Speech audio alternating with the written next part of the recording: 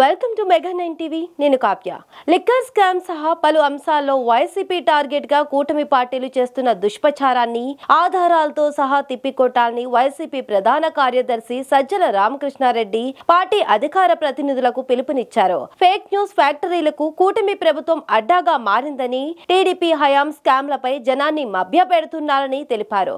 కాబట్టి ఎప్పటికప్పుడు అప్రమత్తంగా ఉంటూ ప్రభుత్వ ఫేక్ ప్రచారాలను తిప్పికొట్టాలన్నారు. పార్టీ ఆలోచనలు, పార్టీ విధానాలు ప్రజలకు అర్థమయ్యే రీతిలో ప్రత్యర్థులకు ధీటుగా వాళ్ళ దీనికి మించి ఎప్పటికప్పుడు రియల్ టైంలో ఉంటాం కదా, జరుగుతుండగానే చర్చ జరుగుతుండగానే మన పాయింట్ ఆఫ్ వ్యూ ఎలా తీసుకెళ్ళాలి, ఒక మీడియా ప్రతినిధిలాగానో లేక అనలిస్ట్ లాగానో కాకుండా ఒక రాజకీయ నాయకుడిలాగా, రాజకీయ కార్యకర్తలాగా ఈ మెళుకువలన్నీ అవగాహన చేసుకొని ఎలా జనంలోకి తీసుకెళ్ళాలి, అందులోనూ మీడియానే నమ్ముకొని దాని ద్వారానే ప్రజలను భ్రమలో పెట్టే దురాలోచనలు చేయగలిగిన ప్రత్యర్థితో మనం ఎదుర్కొంటున్నాం. కాబట్టి దాని ప్రాధాన్యత మరింత పెరిగిన నేపథ్యంలో ఎప్పటికప్పుడు మారుతున్న దానికి మనం ట్యూన్ చేసుకోవడం ద్వారా కానీ ప్రత్యేకంగా ఈరోజు ఈ వర్క్షాప్ కండక్ట్ చేస్తున్నాం.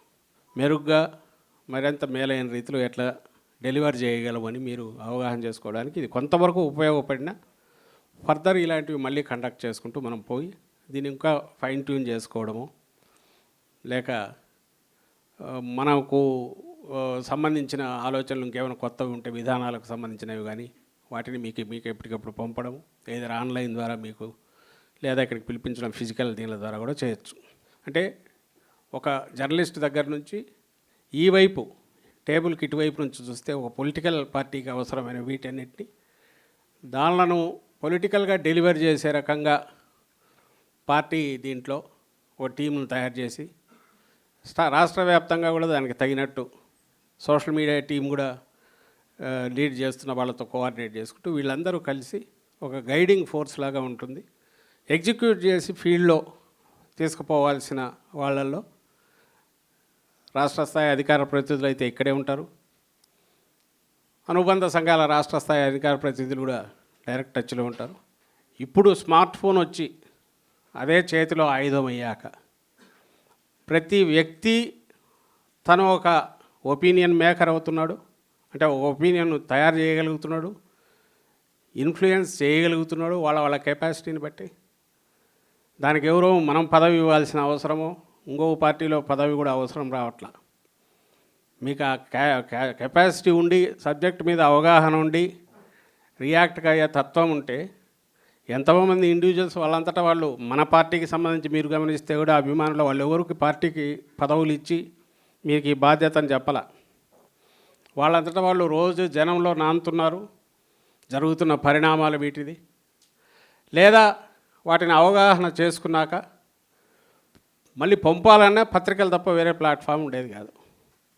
అక్కడ నుంచి టీవీలు వచ్చి అవి కూడా కొంతమందికి అందుబాటులో ఉండి, అంటే కొద్దిమంది అనుకున్న అభిప్రాయాలు వేల మంది లక్షల మంది దగ్గరికి వాళ్ళు రుద్దగలిగేవాళ్ళు, అవి వెళ్ళేవి, వాటిని చదువుకొని అభిప్రాయాలు మలుచుకునేవాళ్ళం.